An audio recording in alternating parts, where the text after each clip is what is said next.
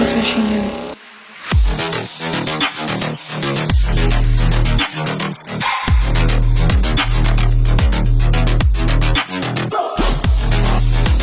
Assalamualaikum warahmatullahi wabarakatuh Kang Bro. Ketemu maneh dengan IWB Kang Mas. Seperti request sampean, seperti yang sampean inginkan. Kali ini dalam video ini IWB akan membahas tentang detik-detik race MotoGP Qatar.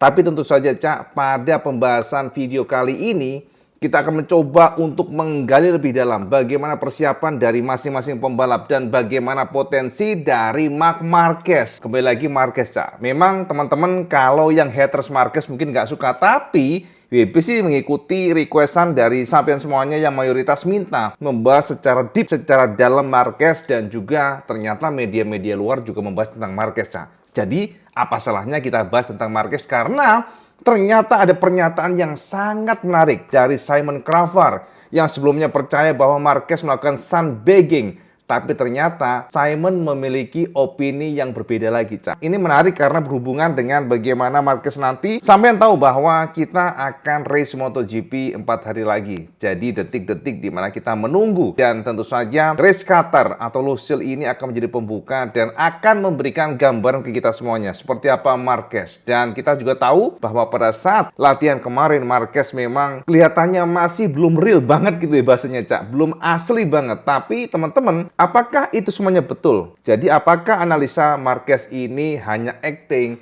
hanya menutupi potensi aslinya? Itu belum terbukti. Oleh karena itulah nanti pada Qatar ada beberapa poin strategi Marquez yang dicium oleh atau dianalisa oleh para pemerhati MotoGP, termasuk IWB sendiri. Jadi teman-teman, yang pertama mari kita bahas tentang Simon Cravar dulu. Pasti Simon tahu Simon itu siapa. Simon adalah sosok yang sangat ahli. Skillnya untuk menganalisa tidak usah diragukan, Cak. Dia juga komentator MotoGP dan dia juga mantan pembalap. Artinya secara pengalaman, secara feeling, secara radar, dia sangat kuat untuk menganalisa bahwa Marquez adalah pembalap yang sebelumnya disebut melakukan sandbagging. Sandbagging ini adalah sebenarnya merupakan sebuah istilah bahasa Inggris yang mana artinya menutupi potensi aslinya atau menutupi kecepatan aslinya supaya nggak diketahui oleh lawan. Nah, ternyata Cak, Simon kemarin sudah memberikan konfirmasi tersebut, namun dari susulan yang terakhir, Simon justru menyoroti bagaimana potensi Marquez karena dia sendiri cukup ragu dalam arti secara usia, Cak. Marquez itu sudah nggak muda lagi, Kang Mas. Jadi Simon memberikan gambaran bahwa dengan usia semakin menua, maka secara feeling adaptasi akan berubah. Tidak akan sekuat zaman muda seperti Pedro Acosta, pembalap yang luar biasa sekarang ini. Dan teman-teman jangan salah,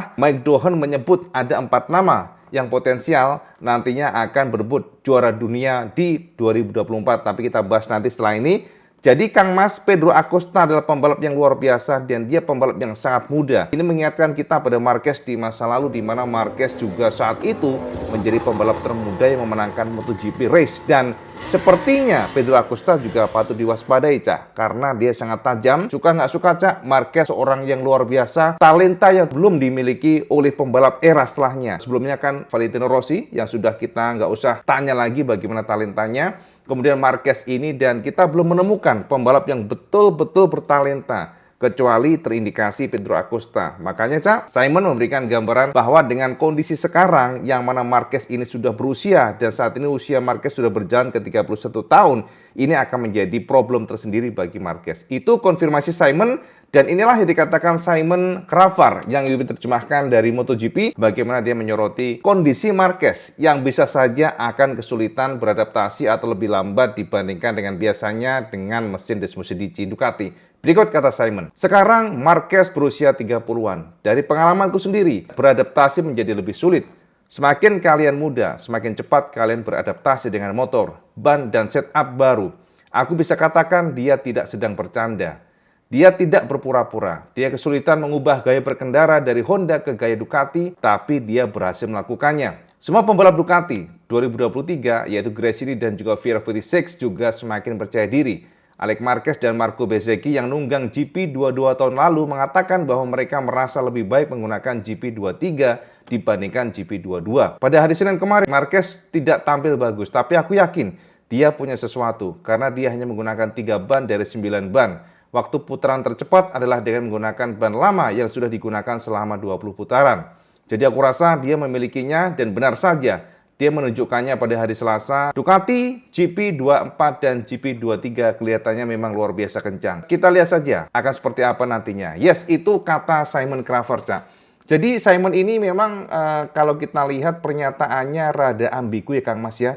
Di sisi lain dia mengatakan bahwa Marquez mungkin tidak berpura-pura, adaptasinya memang sulit, tapi di sisi lain dia mengatakan Marquez punya sesuatu. Jadi itulah yang menjadi dasar kita cukup bingung dengan kata Simon ini. Tapi gini Cak, kalau dari kacamata IWB, ada strategi yang akan dilakukan oleh Marquez. Marquez ini bukan pembalap yang ya kemarin sore pastinya Cak. Dia pembalap yang sudah pengalaman, tidak usah ditanya jam terbangnya, bagaimana dia fight atau duel melawan Valentino Rossi, dia juga melawan Lorenzo, melawan Pedrosa, jadi para pembalap lama yang luar biasa. Dan kita tahu seorang Dani Pedrosa yang sudah lama nggak membalap aja kemarin memberikan kejutan kepada kita semuanya dan terbukti bahwa skill para pembalap lama ini gendeng tenanca. Nah, kita kembali kepada Marquez. Dari analisa kita pada pembukaan Losail Qatar, sepertinya akan ada dua hal yang akan dilakukan Marquez. Yang pertama, dia akan kontrol emosinya, dia akan kontrol semuanya, dia akan beradaptasi untuk meraih posisi tertingginya dan dia akan mengukur seberapa kuat skillnya, seberapa kekuatan motornya.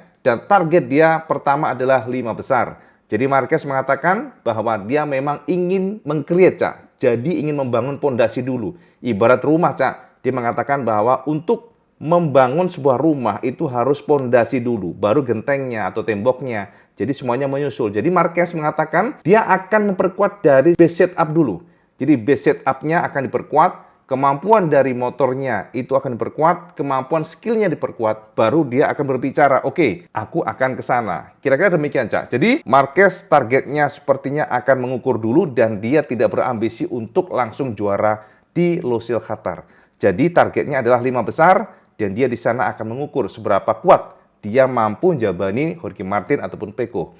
Itu yang pertama. Yang kedua, bisa saja Marquez langsung akan attacking. Karena kita tahu jiwa Marquez ini adalah fighter, bisa saja dia nanti akan lost control, dia akan mencoba untuk attacking ketika dia merasa bahwa inilah waktunya, dia tidak mau membuang-buang waktu, dia akan berusaha keras supaya menjadi juara di Qatar. Itu adalah sebuah skenario yang sangat ekstrim, tapi dari kacamata kita semuanya, cukup yakin Marquez nanti akan lebih cerdas, dia akan mencoba mengukur dan dia tidak berambisi untuk langsung juara di sana. Tapi semua situasional. Jika dia merasa feel motornya bagus, maka dia akan sangat-sangat berpotensi untuk attacking. Makanya IWB ingin melihat dulu bagaimana free practice pertama, kemudian juga bagaimana kualifikasi, IWB akan coba mengukur dan kita akan analisa lagi nanti bagaimana Marquez bereaksi atas sirkuit Qatar dengan menggunakan Ducati Desmosed DC. Ya, itu yang pertama. Nah, kemudian kita coba untuk menggali tentang Yamaha, Kang Mas. Jadi, Yamaha ini adalah sebuah pabrikan yang super agresif. Jadi, sama harus tahu bahwa Yamaha sudah menggait Marmorini untuk mengembangkan engine yang terbaru Yamaha. Dan dipastikan engine terbaru Yamaha M1 2024 memang sangat kencang, horsepower-nya sangat tinggi. Akan tetapi di sana Yamaha butuh orang yang memang luar biasa untuk mengendalikan semuanya, Cak. Di luar daripada sasis, elektronik, tentu saja saat ini aero menjadi fokus para pabrikan semuanya, termasuk juga Jepang, dan Jepang memang ketinggalan cukup jauh ya dibandingkan dengan pasukan Eropa. Karena itulah Yamaha menggait secara official, jadi membajak orang Ducati lagi, Marco Nicotra, di bulan Oktober tahun lalu, dan sekarang ternyata yang paling anget di bulan Januari kemarin ada Massimo Bartolini. Ini adalah sosok yang sangat kuat di Ducati yang saat ini diserahi untuk mengembangkan atau mendevelop aero dari Yamaha MotoGP. Ternyata, Cak, Bartolini ini mendapatkan posisi yang sangat strategis. Bartolini mendapatkan kepercayaan dari Yamaha untuk mengembangkan aero. Dan ini posisinya cukup tinggi, Cak. Konfirmasi kita dapatkan ternyata Bartolini memiliki posisi yang sama dengan Matsuda-san. Ini adalah sesuatu hal yang beda banget, benar-benar di luar dugaan. Karena kita tahu sebelumnya bahwa pabrikan Jepang sangat kental dengan Jepangnya. Biasanya yang tertingginya, Cak, itu adalah Jepang murni. Tapi sekarang enggak. Jadi teman-teman, untuk Bartolini ternyata posisinya sangat identik dengan Matsuda Sang.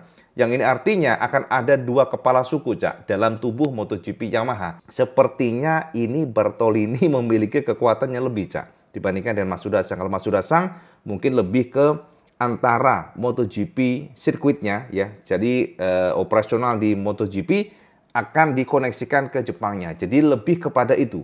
Artinya ya komunikasi mungkin lebih enak antara Jepang, tapi untuk pengambil keputusan di track ternyata Eropa, Cak, gendeng tenan, Cak. Jadi nantinya Bartolini atau Max Bartolini sebutannya ini akan memiliki otoritas yang lebih dibandingkan dengan Matsuda Sang tentang mengambil keputusan untuk arah pengembangan dari Yamaha MotoGP. Jadi itu yang kita dapatkan, dan teman-teman, ternyata ada konfirmasi pula dari Yamaha di mana mereka cukup terkejut dengan kondisi yang mana ternyata gap antara Yamaha dan Ducati ini terlalu besar, karena mereka berpikir dengan adanya improvement pada motor Yamaha, mulai dari horsepower-nya, mulai dari kemampuan motornya di tikungan, walaupun masih ada PR dengan traksi ban belakang, tapi secara umum gap yang ditunjukkan antara Ducati dan Yamaha ini memang sangat jauh, Cak. Ini dikonfirmasi oleh Massimo Margelli yang mengungkapkan rasa kagetnya, dan mereka sedang berusaha keras supaya bagaimana bisa lebih dekat lagi, bisa mengkompensasi gap yang cukup besar antara Ducati dan Yamaha. Berikut kata Margelli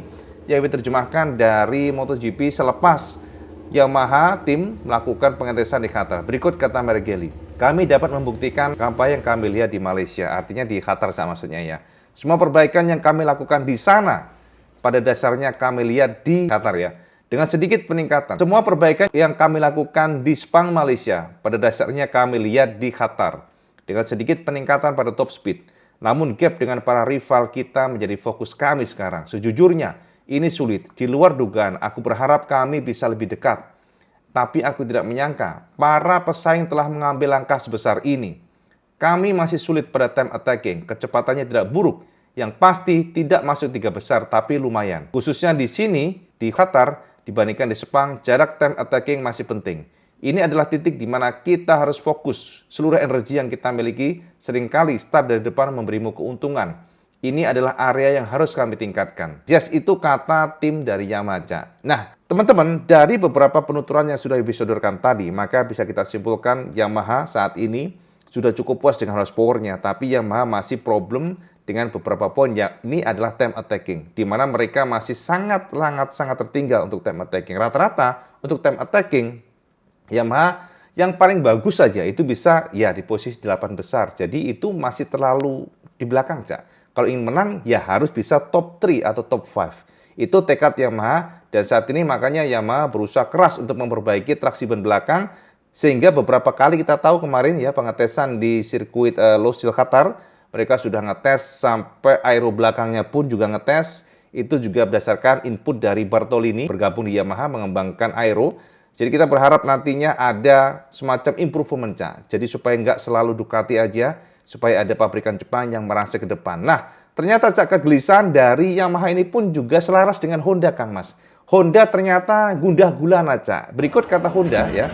Jadi Honda ini malah lebih parah, soalnya Honda tertinggal 1,2 detik. Bayangin aja, gapnya itu banyak banget, Cak.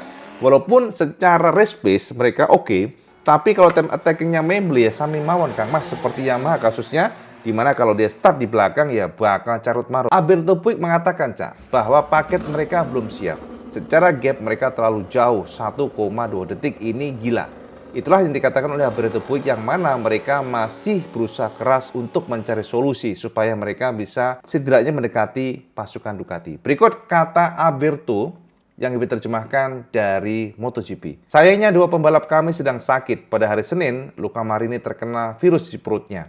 Dan hari Selasa, giliran Joan Mir.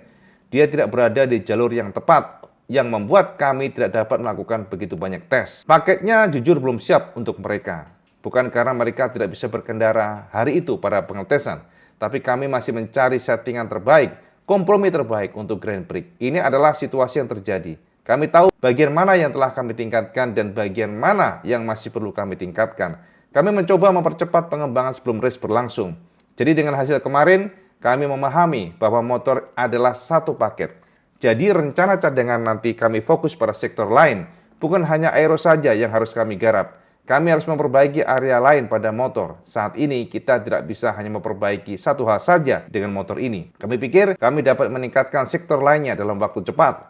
Kami mencoba memahami opsi terbaik. Kami belum memiliki rencana tertutup.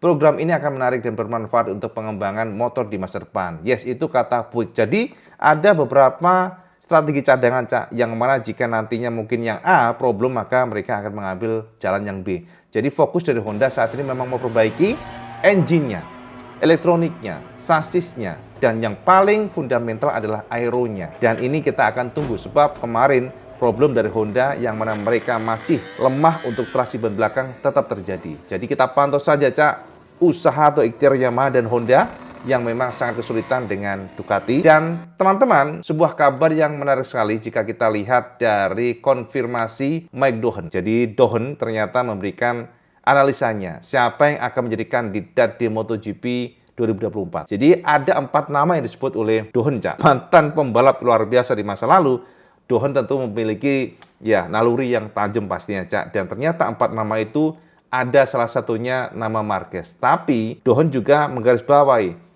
Pedro Acosta betul-betul harus diwaspadai karena pembalap muda ini memiliki pace yang luar biasa, memiliki talenta dan cara mengambil racing line yang juga sangat menarik. Kata Doohan, ada 4 nama yang masuk bursa. Yang pertama adalah tentu saja Pecco, yang kedua Jorge Martin, yang ketiga Marc Marquez, dan yang keempat ternyata bukan Bezzecchi, bukan Fabio Di Giannantonio, tapi ternyata disebut adalah Pedro Acosta. Tapi ada semacam quote di sana, ya, Pedro Acosta bisa merangsek. Akan tetapi Mike Doohan ingin melihat dulu 3 seri, maka dia bisa menyimpulkan apakah Pedro akan betul-betul menjadi pembalap yang mengancam atau tidak. Itu kata Mike Doohan. Tambahan informasi yang sangat penting buat sampean semuanya. Dikonfirmasi per kemarin, Ducati secara resmi sudah memperpanjang kontrak Pecco Bagnaia. Pecco akan tetap bersama Ducati hingga 2026.